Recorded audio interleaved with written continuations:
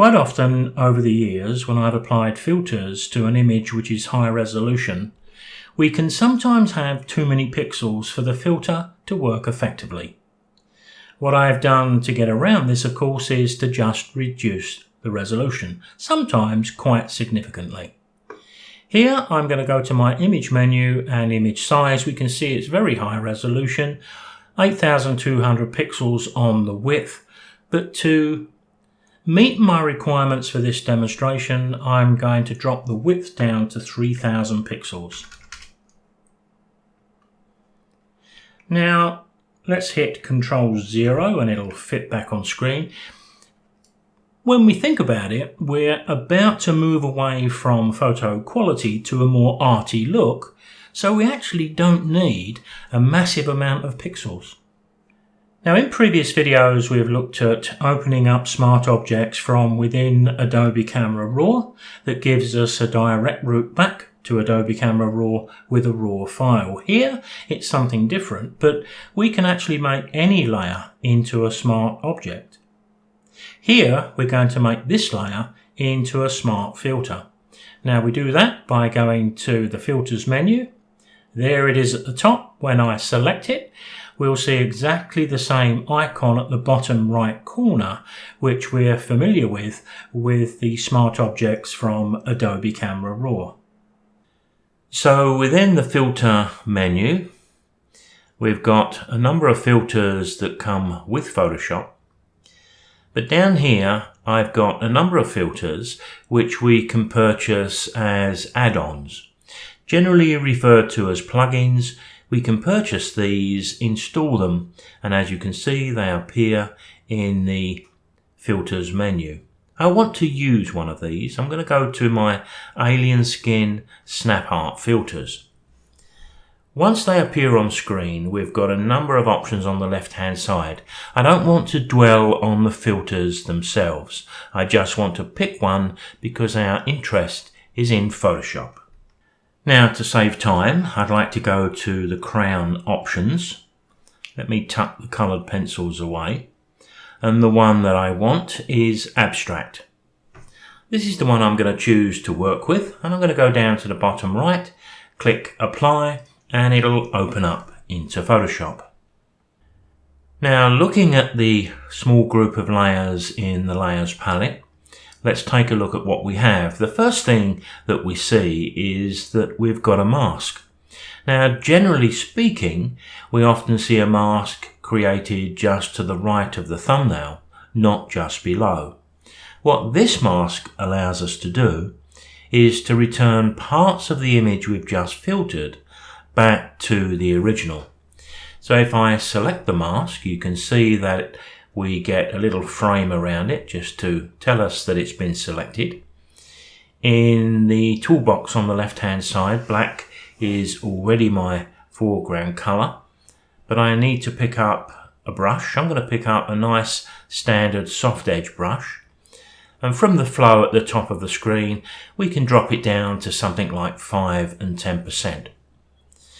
So what we could do here is we could decide by brushing onto the mask to reveal some of the original image from the filtered version, so we can temper how the filter is actually working.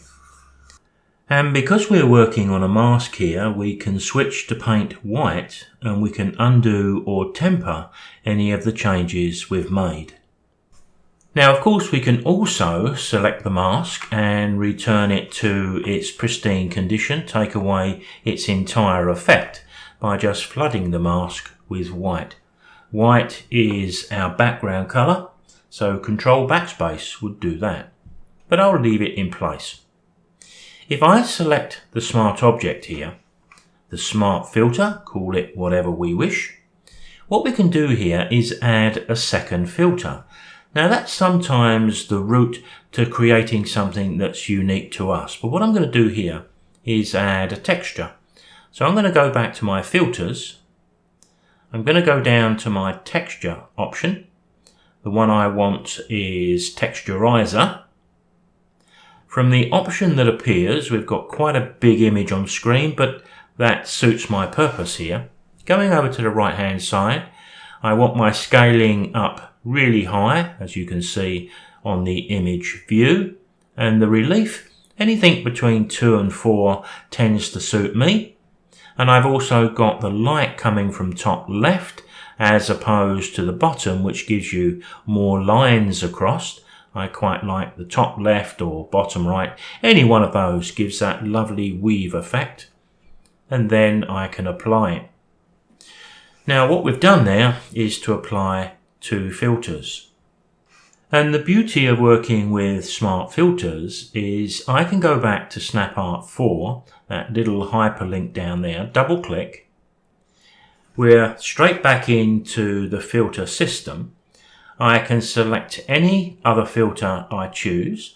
So if I wanted to go back to a little bit more of a photographic look, not quite such a deep filter effect, I can do that. I can apply it and it will be applied and changed, and we can do this as many times as we wish. Now with the spinning round of the screen here, I've changed the filter by just double clicking SnapArt 4. And I've chosen here an oil paint, and this one is also called Abstract. So as long as you save this group of layers as a Photoshop file, all those layers, the masks, and access back to the filters will be retained. You're free to edit the image as many times as you wish with no loss in quality. The adding of filters is not an exact science, and it does demand experimentation, especially if we're trying to create something which is more unique to us. But that's what the smart filters and smart objects allow us to do far more easily. It's that ability to try the filter, but able to make it more or less intense as the creative process proceeds. Now here you're looking at 1 or 2 of the filtered images that I've created over a period of time.